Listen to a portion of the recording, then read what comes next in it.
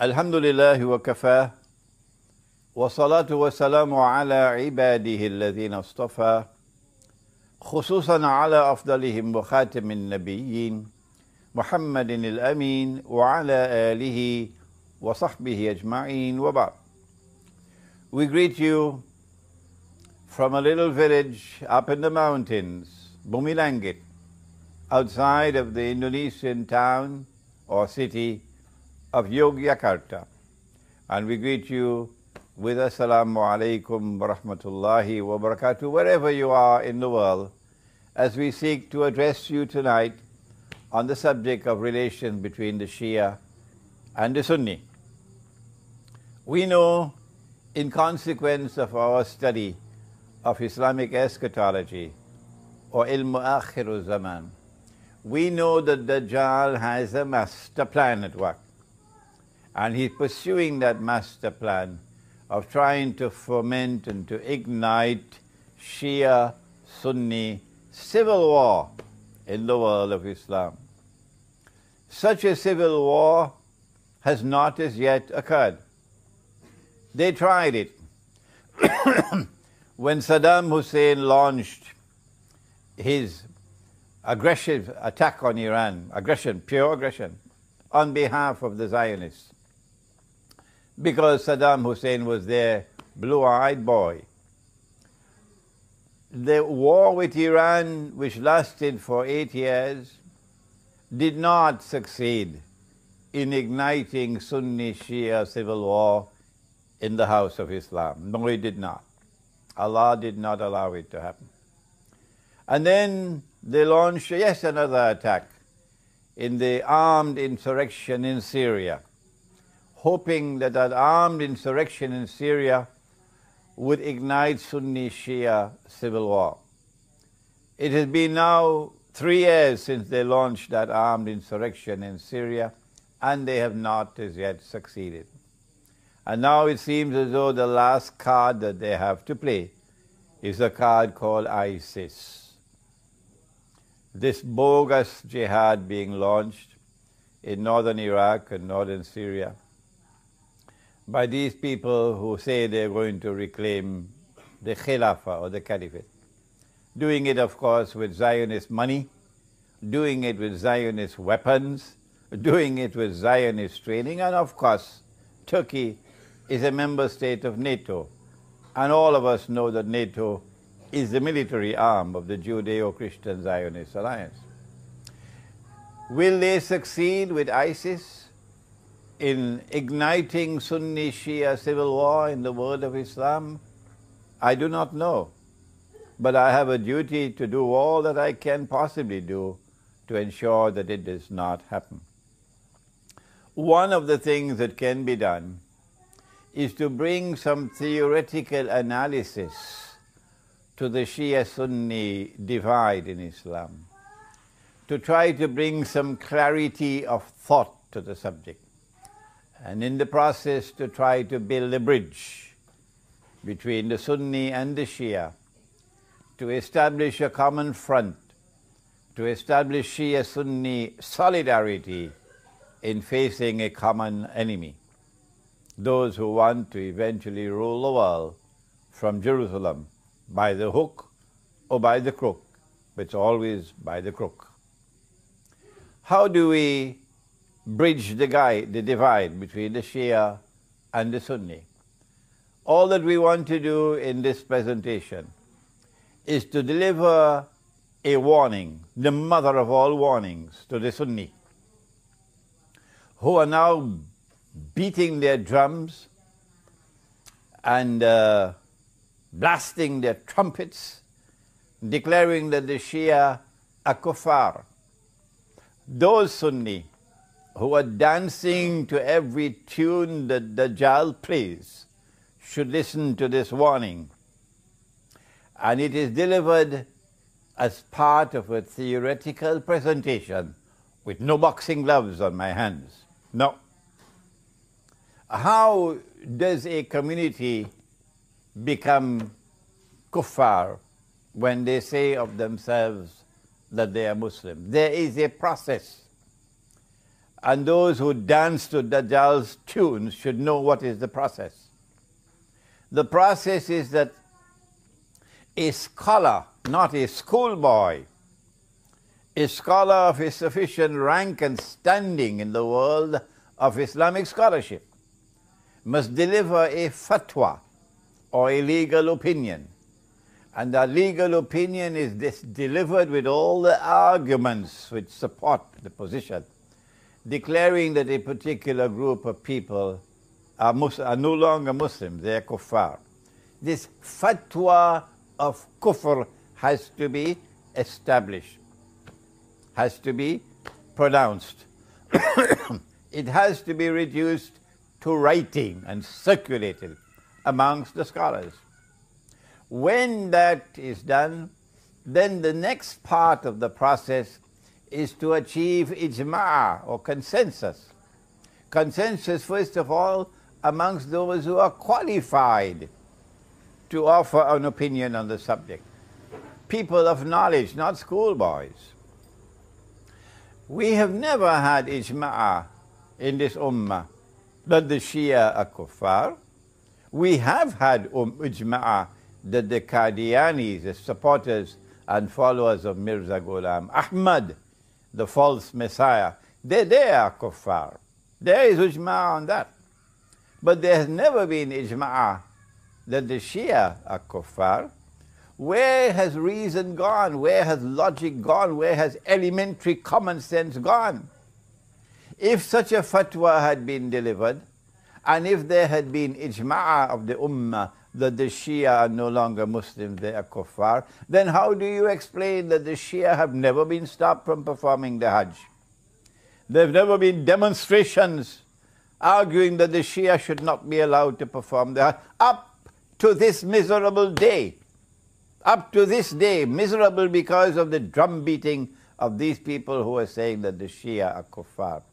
If you say of a Muslim that he is kafir, and he is not kafir, you become kafir, said the Prophet ﷺ. You become a kafir. So I want to deliver the mother of all warnings to those Sunnis who are beating the drums of war against the Shia, to those Sunnis who are dancing to Dajjal's tunes. Why? Because Dajjal wants to ignite Sunni-Shia civil war in the world of Islam at this time, but they cannot understand that. They have eyes and yet cannot see. They have ears and yet cannot hear. They have hearts and yet do not understand.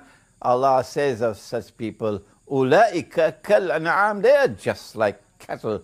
They're just like cattle. Bal hum adal, rather they are more misguided than cattle. My words are strong. My words are bitter.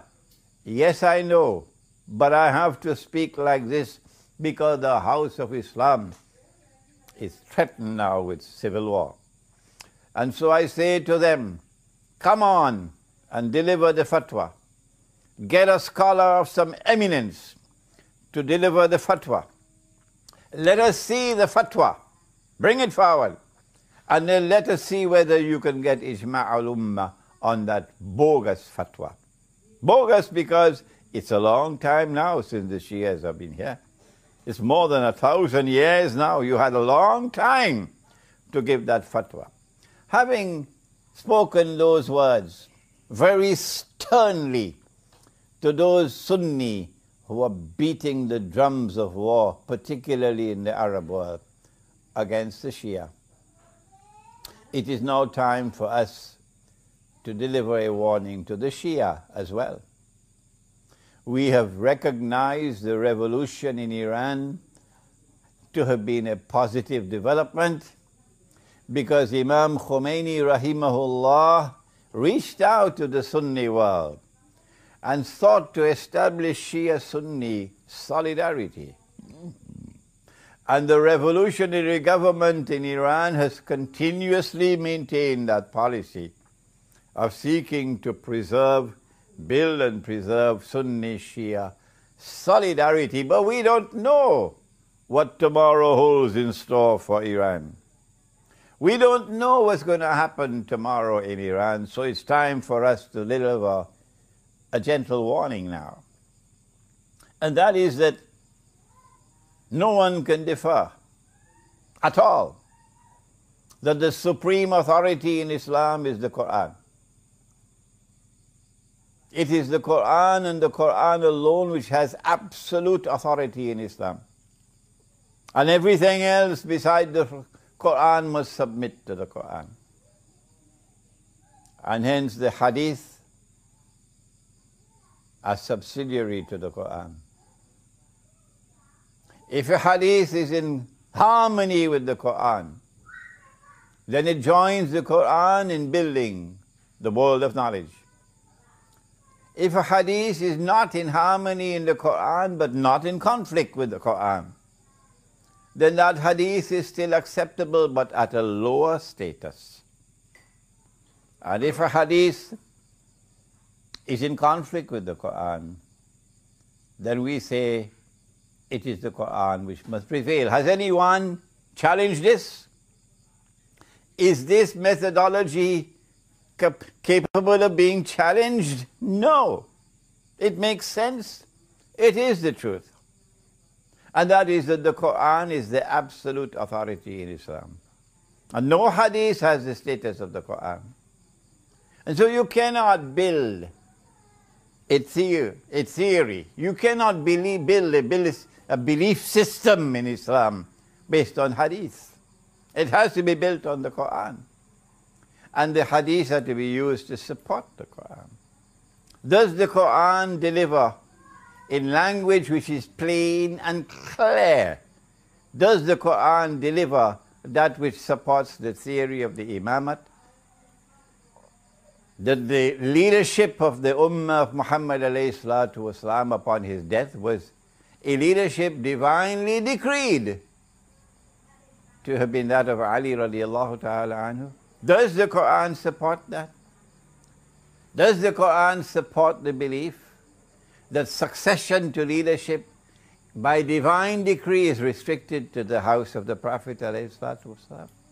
Does the Quran support that in language which is plain and clear? You cannot interpret the Quran to build a belief system. No. The Quran has ayat which are muhkamat and ayat which are mutashabihat.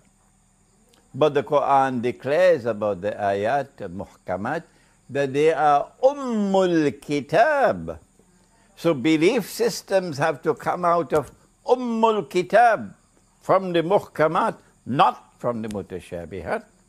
So you do not interpret a verse of the Quran to come and convince me that the Quran has appointed to Ali radiallahu ta'ala anhu as the successor of the Prophet alayhi salatu wasalam. No. If you cannot use the Quran to demonstrate plainly and clearly the theory of the imamat, that the leadership of the Ummah alayhi salatu wasalam is divinely decreed to be from Ali radiallahu ta'ala anhu and restricted to the house of the Prophet alayhi salatu wasalam, then you are shaky, you're on shaky foundations. You do not divide yourself from the Sunni over this issue. No. The Quran must unite us, not divide us. And do not use the hadith to create a new sect. And so we urge you never, never, never to say of Abu Bakr Siddiq or Umar Farooq or Uthman Ghani radiallahu ta'ala anhum that they were usurpers. You have no authority to speak such language from the Quran. If we are able to agree on these two issues, that a fatwa of kufr has to achieve ijma' before a people can be recognized to be kuffar, and that has never happened in the case of the Shia. And if we can agree on this second point, that the Quran is the only absolute authority in Islam, the only one, and that the hadiths are there to support the Quran and to submit to the Quran and to be subservient to the Quran, they do not have equal status with the Quran. And if we can further recognize that the Quran does not provide a foundation for this theory of the imamate, then we know that it is possible for us to build a bridge between the Shia and the Sunni, a bridge with integrity in it, that the Shia and the Sunni can both hold fast to the Quran, and the Quran can unite us, and the enemies can grind their teeth in frustration. If you have a better theory than this, if you have a better approach than this for building Shia-Sunni solidarity, please come forward and give voice to it and articulate it, and I love to hear it. This is my humble contribution at this critical moment in the House of Islam. A humble contribution for bridging the divide, the Sunni-Shia divide, for building Sunni-Shia solidarity to face the common Zionist enemy, to building Shia-Sunni solidarity in order to prevent Dajjal from achieving his master plan of igniting Shia-Sunni civil war in the world of Islam. Before I end, need I remind you that there's only one Muslim country in the world today which is a nuclear power, and that's Pakistan. Need I remind you that Israel cannot rule the world? No, so long as any Muslim country has nuclear weapons. Need I remind you that the plan is that Pakistan must be denuclearized by the hook or by the crook? If they do not want to wage a nuclear war with Pakistan, then how will they succeed? The answer is they've got to attack from Pakistan from inside and get Pakistan to break up from civil war. And need I remind you that if our enemies succeed in igniting Shia-Sunni civil war in the House of Islam, that's goodbye to Pakistan. Pakistan will not survive. You don't need a PhD to understand that. I hope these words of mine will reach the Shia and the Sunni, and that these words of mine may germinate. And tomorrow we'll have fresh thought on how we can bridge the Shia-Sunni divide in the world of Islam and build solidarity against the common enemy. ربنا تقبل منا إنك أنت السميع العليم وتب علينا يا مولانا إنك أنت التواب الرحيم برحمتك يا أرحم الراحمين.